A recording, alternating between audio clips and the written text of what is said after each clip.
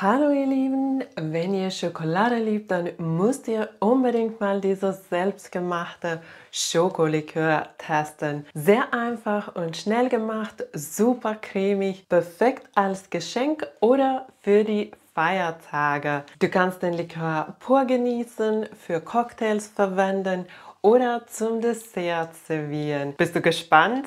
Also, lasst uns direkt loslegen. Für das cremige Schokolikör brauchst du 10 Eigelb, Kaffeesahne oder du kannst auch Sahne anstatt nehmen. Deine Lieblingsschokolade. Ich verwende heute eine dunkle Schokolade mit 70% Kakaoanteil, aber du kannst auch jede andere Schokolade anstatt nehmen. Dann brauchst du noch eine Vanilleschote, Salz, Puderzucker und ich verwende heute auch für mein Likör etwas Kalua. Das ist ein Kaffeelikör. Es gibt den Likör, den Schokolikör, eine schöne Kaffeenote. Wenn du die Kaffeenote magst, dann kannst du auch Kalua für dein Likör verwenden. Sonst kannst du die Kalua mit Rum ersetzen. Und dann brauchen wir auch natürlich Rum. Ich verwende heute einen dunklen Rum, aber du kannst auch hellen Rum anstatt nehmen. Und jetzt als erstes werde ich die Eier trennen. Dann stelle ich die Eier erst zur Seite und werde die Schokolade klein hacken. Die Schokolade werde ich jetzt im Mikrowelle schmelzen, da ich so eine Funktion dafür habe. Aber wenn du sowas nicht hast, dann kannst du die Schokolade auch im Wasserbad schmelzen. In der Zeit, wo die Schokolade schmilzt, die Vanillemark aus der Vanilleschote auskratzen und zum Eigelb geben und danach auch den Puderzucker dazu sieben. Dann das Ganze schön cremig aufschlagen, dann noch eine kleine Prise Salz dazu geben und geschmolzene Schokolade. Langsam einrühren.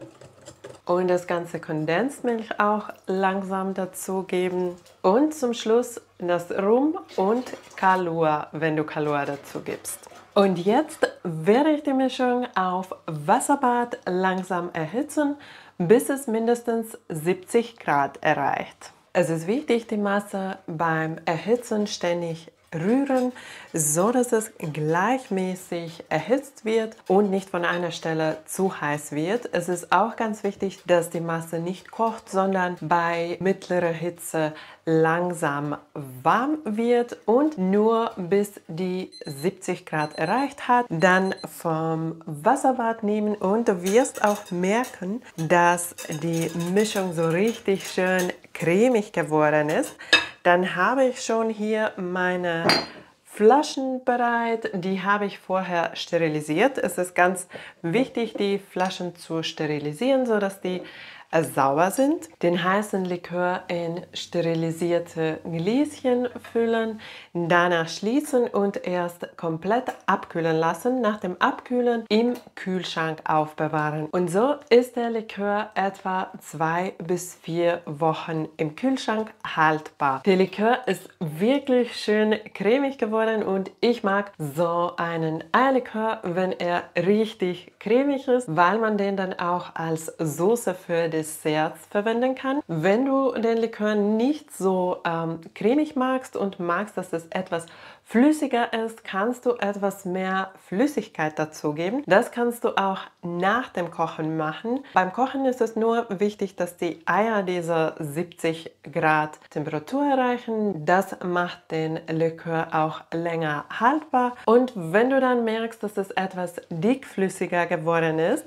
dann kannst du an diesem Punkt noch etwas mehr Alkohol dazugeben oder auch mehr Kondensmilch dazugeben. Ich habe heute mein Likör mit nur etwas Vanille und den Kalua-Likör gemacht, weil ich den Likör mit so einer schönen Kaffeenote machen wollte. Aber du könntest auch etwas Zimt dazugeben oder andere Gewürze, die du magst. Oder auch etwas Orangenabrieb. Ganz wichtig, dass die Orange dann bio ist und die Schale beim Kochen dazugeben, aber danach entfernen, bevor du den Likör in die Fläschchen füllst. Ich hoffe, dir hat mein Rezept gefallen und dass du den auch ausprobieren werdest. Ich liebe solche richtig cremige Liköre und ich mache die auch super gerne selber, weil es so einfach und schnell geht.